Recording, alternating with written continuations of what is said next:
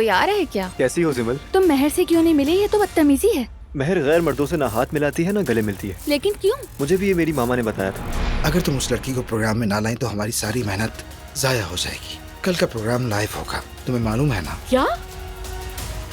बुरा तो नहीं लगेगा इसे।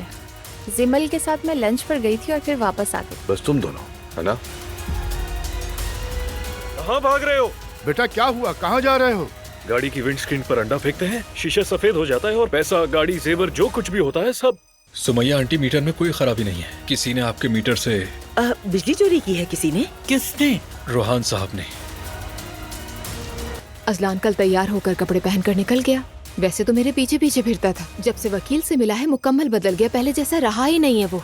अजलान बहुत बुरा इंसान है लेकिन मोहब्बत करता है तुमसे। हो सकता है कि वो तुम्हें जलाने की कोशिश कर रहा हो। मैं यूनिवर्सिटी जाऊंगी, दोबारा दाखिला लूंगी। तुम्हारी मर्जी। तुम्हें अब कोई परवाह भी नहीं है। परवाह क्यों होगी?